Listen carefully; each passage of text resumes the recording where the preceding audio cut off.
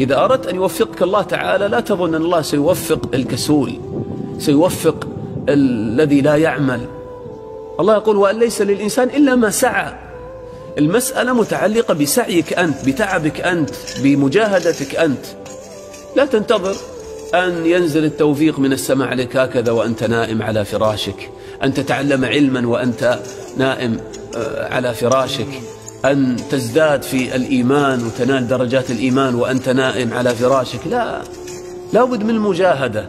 ولهذا كما جاء في الحديث، والأشبه أنه من كلام بعض الصحابة رضي الله عنهم، قال إنما تنزل المعونة من الله بقدر المؤنة.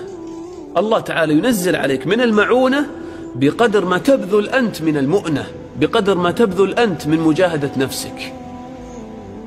وهذا في كل الخيرات التي ينزلها الله على عبده. تريد الإخلاص، جاهد نفسك على العمل.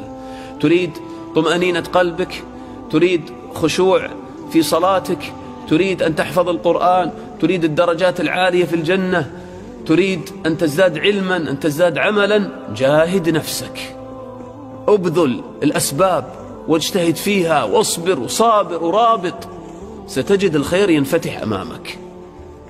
وهذا هو الفرق بين المحسن وبين المقتصد وبين الظالم لنفسه. كل يجد عمله. هذا هو الفرق بيننا وبين أصحاب النبي صلى الله عليه وسلم الذين سبقونا. الصحابة رضي الله عنهم كان كلامهم قليلا ولكن كان عملهم كثيرا. لكن نحن مشكلتنا اليوم نتكلم كثيرا وعملنا قليل، ما نجاهد أنفسنا. نعرف نتكلم ونبين وكذا وننصح كذا، لكن تعال أين هذا على أعمالك وعلى سمتك وعلى معاملاتك وأخلاقك؟ لكن الصحابة تجد كلامهم قليل لكن أكثر أوقاتهم يبذلونها في السير إلى الله، في مجاهدة أنفسهم. والإنسان إخوة لابد أن يجاهد نفسه، لأن النفس أمارة بالسوء إلا ما رحم ربي، والشيطان يجري من ابن آدم مجرى الدم،